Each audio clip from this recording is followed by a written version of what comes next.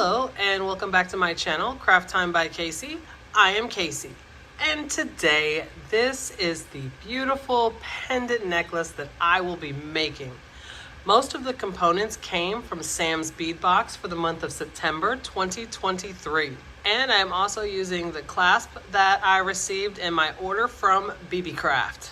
If you would like to see how this necklace came about, then stay tuned.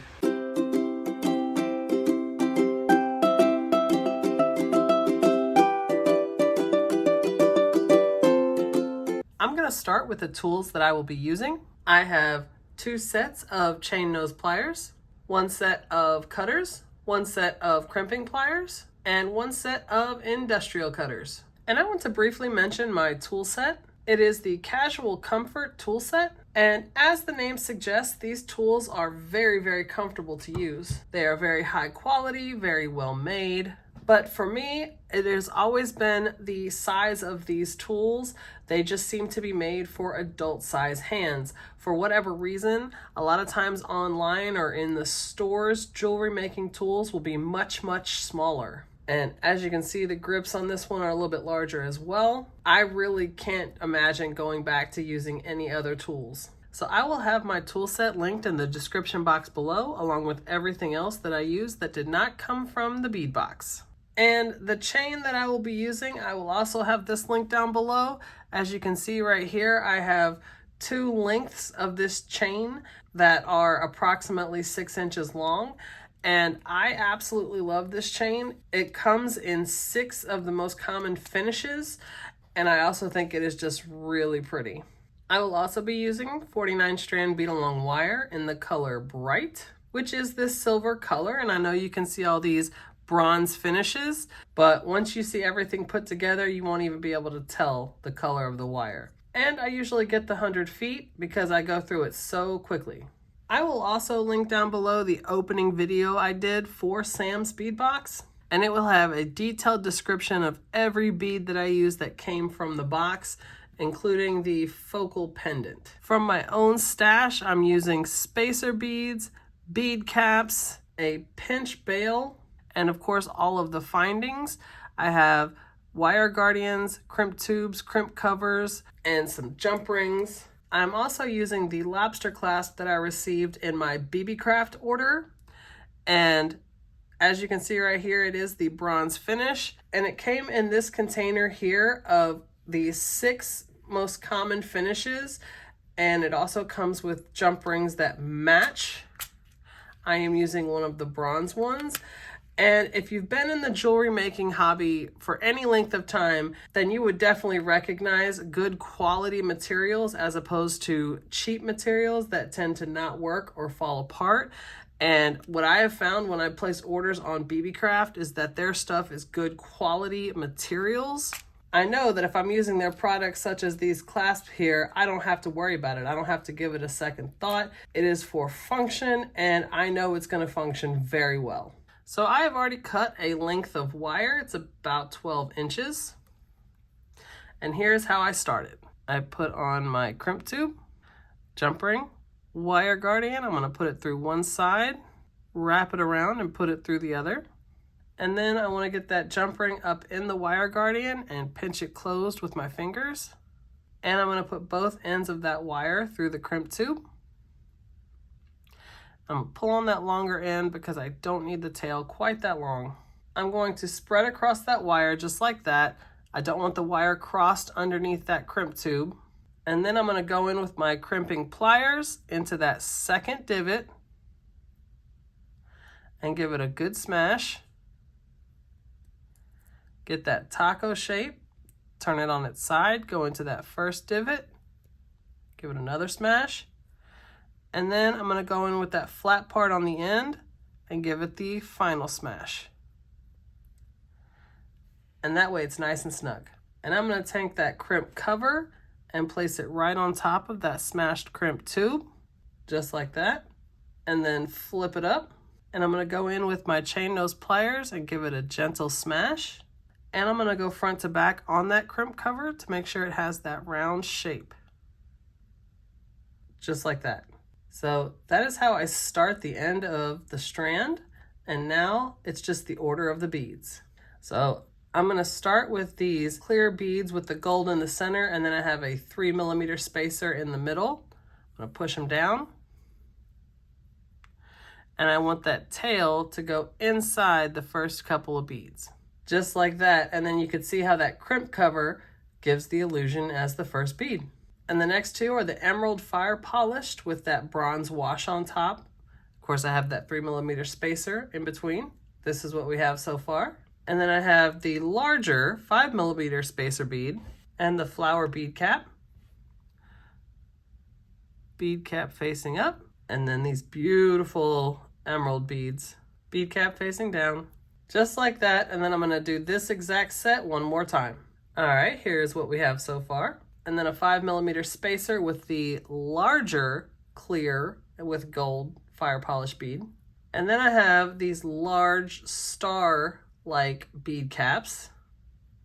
You have a bead cap facing up, and then these large English cut emerald beads with that bronze wash on it. Bead cap facing down. So here is what one side looks like, and I just think it's so beautiful, and I love the graduated kind of size of the beads as they keep getting bigger. So this is one side, and now the small ones in the center, and these are the ones in the center, these very small beads, the same ones used on the tip here. The difference is in the center, it's gonna be the larger spacer bead. And while we're right here, I'm gonna go ahead and put on the pinch bail. And I haven't put it on the pendant yet, but I'm gonna go ahead and put it on. Just simply putting the end of it over the wire. And you'll see as you're holding this snug, the bail can very loosely go over those 3 center beads. And now we're going to do this exact same order on this side, and then we will meet back up. All right, so here we go. Here is the whole strand, and I just love it. I absolutely think these beads are beautiful. So now we're gonna close it off. I'm gonna put on a crimp tube, a jump ring, and the wire guardian. I'm gonna put it through one side, wrap it around, put it through the other. And I'm gonna get that jump ring up in that wire guardian. Then I'm going to pinch it closed with my fingers. And I want both ends of the wire going through that crimp tube. And I'm gonna put the end of that wire through the first couple of beads. And when you get the wire coming out, you wanna pull it really snug, but you wanna be careful, and there's gotta be a balance because you wanna make sure your strand has flexibility and that it's not too snug. So kind of move it around a little bit, but make sure that is snug. And then I'm gonna go in with my crimping pliers into that second divot, give it a good smash, get that taco shape, turn it on its side, go into the first divot. And then I'm gonna go in with that flat part at the end, give it the final smash, and that gets it really snug. And I'm gonna hold it at the end, take that crimp cover and place it right on top of the smashed crimp tube, just like that. And then flip it up, go in with my chain nose pliers and give it a gentle smash. And then I'm gonna go front to back on that crimp cover, give it the round shape, just like that. And I'm gonna go in as close as I can with my cutters on that tail. And then I'm gonna go in and make sure that nub is going in to the next bead. Just like that. And there is our strand. And you see it is very secure on either end. So now we are going to add the chain. And I will say the reason I said industrial cutters is because of the chain. I have gotten in the habit of anytime I'm cutting chain or the thicker wire like memory wire, I just make it a habit to use my industrial cutters. That way I can keep my regular jewelry cutters lasting as long as possible. So I used my industrial cutters to cut the lengths of chain. So I'm going to use the jump rings that are already on there, and I'm gonna open it, and I'm gonna connect it to the last link in that chain and close it. And I'm gonna get the next jump ring and open it. And then we're gonna connect the opposite last link to that jump ring. And before we close it, I'm gonna go ahead and connect that clasp that I received from BB Craft and close the jump ring. And I'm gonna do the same thing to the other side, except end with a jump ring without a clasp. All right, so here is the other side, same way, ending with a jump ring. So now we can connect them, just like that. And now we are going to connect the pendant on the pinch bail.